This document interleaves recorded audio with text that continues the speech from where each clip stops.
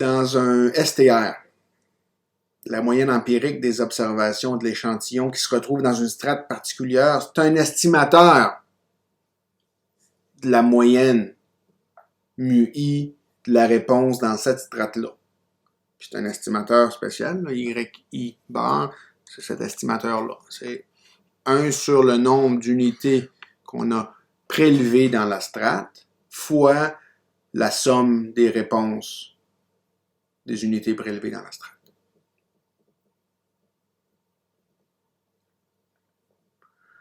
La moyenne de la population, mu, puis l'estimateur STR de la moyenne, dans ce cas-là, on les donne de la façon suivante.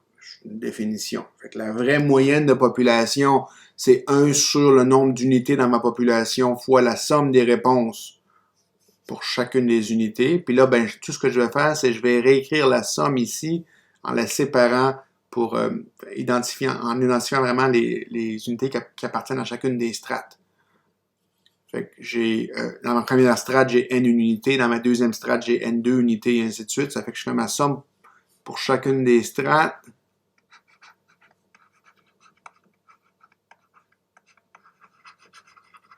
Fait que le terme qui est ici, c'est la somme des unités dans les strates.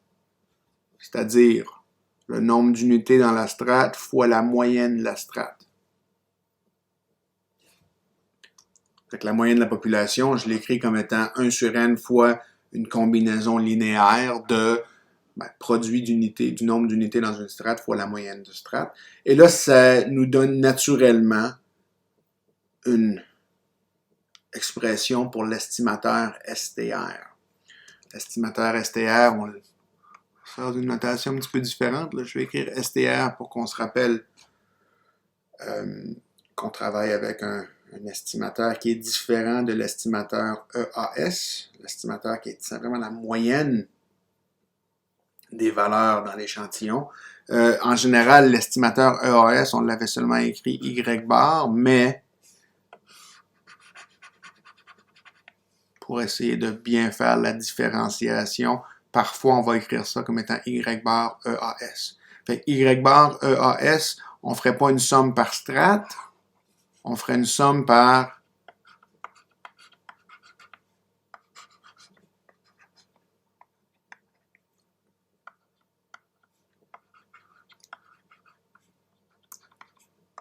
unité. On prendrait toutes les unités de l'échantillon puis on les additionnerait ensemble. Alors qu'ici, je commence par séparer mon échantillon dans chacune des strates. Je calcule la moyenne dans chaque strate. Je multiplie par le nombre d'unités dans la population de la strate, pas les unités dans l'échantillon. Ça me fait une quantité. Puis là, je fais cette somme-là pour chacune des strates. C'est moins compliqué que ça a l'air. C'est juste que je veux vous rappeler qu'il faut faire attention à ce qu'on utilise comme un truc. C'est une moyenne pondérée. C'est ça que c'est vraiment.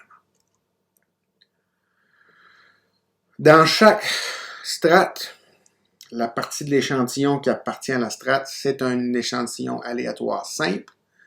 Ça fait qu'on sait que c'est un estimateur non biaisé de la moyenne de la strate.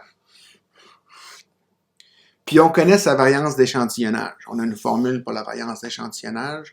Ça serait la variance dans la strate divisée par le nombre d'unités dans l'échantillon dans la strate fois le facteur de correction en population finie, le nombre d'unités dans la population dans la strate, moins le nombre d'unités dans l'échantillon dans la strate, divisé par le nombre d'unités dans la population dans la strate, moins 1. Et vous faites ça pour chacune des strates. Pour chaque strate, on a 2 quantités à calculer. 3 si vous incluez le sigma i au carré, là, mais ce qui nous intéresse vraiment, c'est l'espérance dans la strate, l'espérance d'échantillonnage dans la strate, puis la variance d'échantillonnage dans la strate. Puis on revient en arrière, une fois qu'on a calculé toutes ces quantités-là, on va être capable de calculer l'espérance de l'estimateur STR, qui nous intéresse ici, puis la variance de l'estimateur STR. Comme on l'a fait dans le cas du EAS, l'échantillonnage aléatoire simple, on s'intéressait aux paramètres la distribution de ces trucs-là. Hein? Parce que si je prends un échantillon différent, je vais avoir une valeur différente pour Y bar STR. Je veux savoir de quelle façon cette valeur-là change. J'ai besoin de connaître son espérance, j'ai besoin de connaître sa variance. L'espérance de l'estimateur, ben, on est chanceux. Ça se trouve que de la façon dont on a construit notre estimateur Y bar STR, c'est un estimateur qui est non biaisé. Il n'y a pas de biais. Pourquoi? Ben, l'espérance de Y bar STR, c'est l'espérance de ce que c'est supposé être. Cette expression-là, 1 sur le nombre d'unités fois une combinaison linéaire NI, Y, I bar, puis vous faites la somme, cette combinaison-là pour chacune des strates, selon les propriétés de l'espérance. C'est la même chose que 1 sur N fois la somme, dans chacune des strates, de NI fois l'espérance de l'estimateur Y, I bar. Puis NI, on n'a pas besoin de faire l'espérance, c'est une constante ici. C'est le nombre d'unités dans la strate, dans la population. Alors, ça nous fait 1 sur N fois la somme lorsque I va de 1 à M, de NI fois ben, l'espérance de l'estimateur YI. C'est ce truc, c'est mu. Là, je me retrouve exactement avec la définition de mu. OK. Fait que notre estimateur Y bar STR, il est sans biais. Pour la moyenne, quand on connaît la population puis qu'on connaît la variance. Mais ce n'est pas le seul estimateur. Hein, parce que Y bar EAS, c'est pas la même chose. L'estimateur va donner des réponses différentes, possiblement, mais et Y bar STR et Y bar EAS sont tous deux sans biais. En moyenne, ils nous donnent la bonne moyenne. La variance d'échantillonnage, maintenant, il faut la calculer. Fait que la variance de Y bar STR, c'est la variance de, voici l'expression pour Y bar STR, 1 sur N fois la somme lorsque I varie de 1 à M de NI fois Y bar I. Et là, on sert la définition de la variance lorsqu'on l'applique à une combinaison linéaire. La constante 1 sur N sort. Puis quand on sort une constante dans une variance, il faut l'élever au carré. Et on se retrouve ensuite avec... Je vais mettre des parenthèses ici que j'ai pas mis, pardon. La somme des covariances et des produits des constantes ici. Je l'ai séparé en deux. J'ai commencé par vous prendre toutes celles qui avaient des indices différents, I et Y'. On a la partie de la covariance, mais cette partie-là est égale à 0 puisque la sélection est faite de façon indépendante d'une strate à l'autre. Cette partie-là de l'expression de la variance, de la combinaison linéaire disparaît, puis il me reste seulement le morceau qui est ici.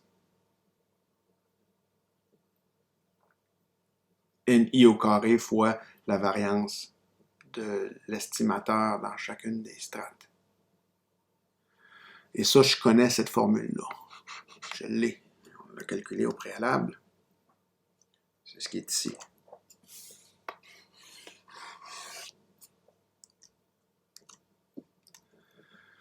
Fait qu'on se retrouve avec une variance d'échantillonnage qui ressemble à ceci. Puis parfois, on prend le n au carré qui est ici, puis on le met à l'intérieur. Vous pourriez faire ça aussi. C'est la même chose. Fait que c'est une somme, une combinaison linéaire des variances dans chaque strate que l'on pondère avec un facteur NI sur N au carré. Bon.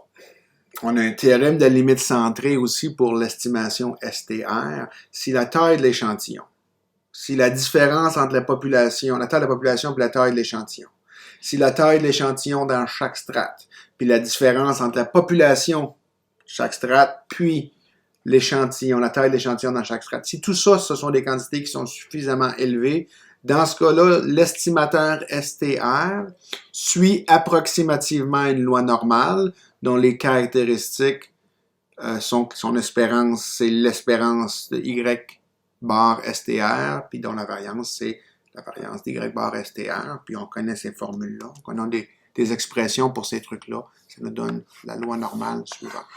Bon, ça a l'air compliqué, mais tout ce que ça veut dire, c'est que pour connaître la distribution d'Y bar STR, on doit connaître, d'une part, l'espérance, ce qu'on utilise. En général, on va seulement se servir de Y bar STR comme point central de notre intervalle de confiance. Et là, on a un chiffre, c'est une valeur numérique à calculer ici. Puis en général, on va se servir de la variance empirique pour calculer ça. Puis ça se peut qu'on finisse, si on sert de la variance empirique, il va falloir modifier le facteur de correction en population finie. Puis une fois qu'on a ça, on peut maintenant créer notre intervalle de confiance. Éventuellement, ça va être YSTR plus ou moins B pour le B spécifique qui va dépendre du paramètre, de la variable qui nous intéresse. La marge d'erreur sur l'estimation. Si on travaille avec la moyenne, c'est ce qu'on a fait jusqu'à présent, on essaie de donner une approximation de la moyenne. Je prends la peine de noter que c'est la marge d'erreur pour les plans d'échantillonnage stratifiés, mais ça serait 2 fois la racine carrée, la variance de l'estimateur, la variance d'échantillonnage. Puis ça, là, oui, j'ai une expression pour ce truc-là. C'est 2 fois la racine de, puis là, j'ai une grosse expression. Mais, je vous rappelle, tout ça, c'est un chiffre, c'est une valeur numérique au bout du compte.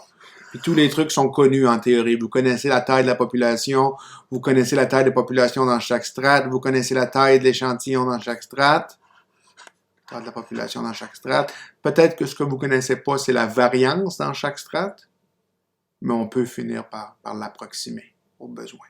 Ce sont tous des trucs que vous connaissez. Il faut juste les mettre ensemble et les calculer.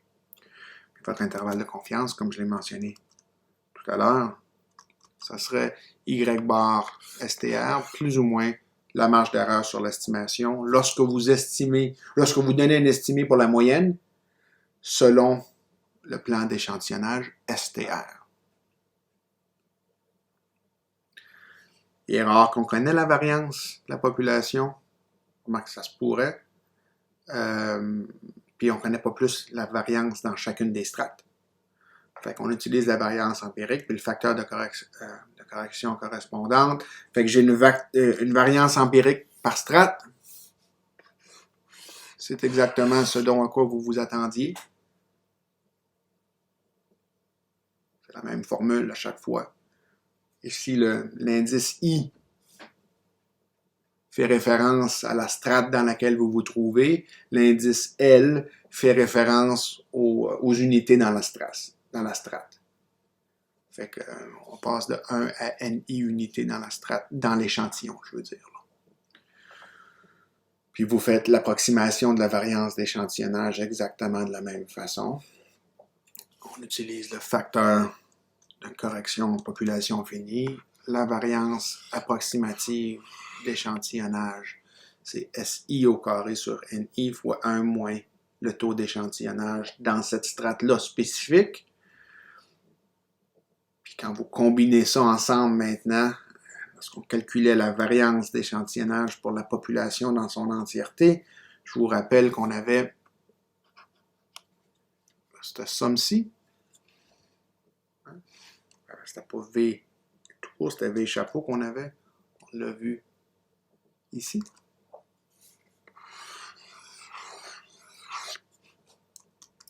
On remplace V par V chapeau. Puis vous vous retrouvez avec cette formule-là. Et encore une fois ici, ce sont toutes des quantités que vous savez calculer. Vous connaissez la taille de la population, vous connaissez la taille de population dans chaque strate, vous connaissez la taille de l'échantillon dans chaque strate, et vous connaissez la variance d'échantillonnage dans chaque strate. Vous pouvez la calculer. Fait que là, vous avez une marge d'erreur qui est donnée par une formule un tout petit peu différente. On sert de l'approximation.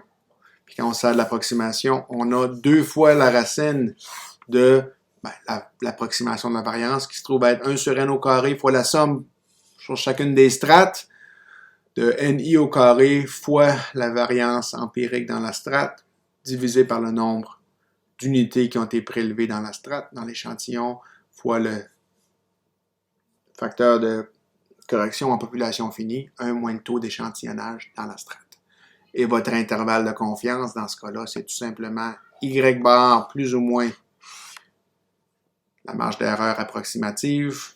Puis là, je ne vais pas répéter ce que je viens de dire, on fait juste répéter la formule. Ça vous donne un intervalle de confiance pour mu à environ 95%. Je vous rappelle que ce que ça veut dire, c'est que si vous preniez ou si vous passiez à travers ce procédé-là 1000 fois, ben vous vous attendriez à ce que 950 des fois, grosso modo, quand vous calculez votre intervalle de confiance, la vraie moyenne se retrouve à l'intérieur de ce que vous avez calculé. Puis, si le taux d'échantillonnage dans chaque strate est inférieur à 5%, on peut laisser tomber le facteur de correction en population finie. Mais en général, c'est pas si compliqué ça de le rajouter. C'était plus problématique à l'époque où on devait faire des calculs à la main. Maintenant, on n'a pas besoin de faire ces calculs à la main, on les fait avec l'ordinateur. On est aussi bien de laisser le facteur de correction en population finie.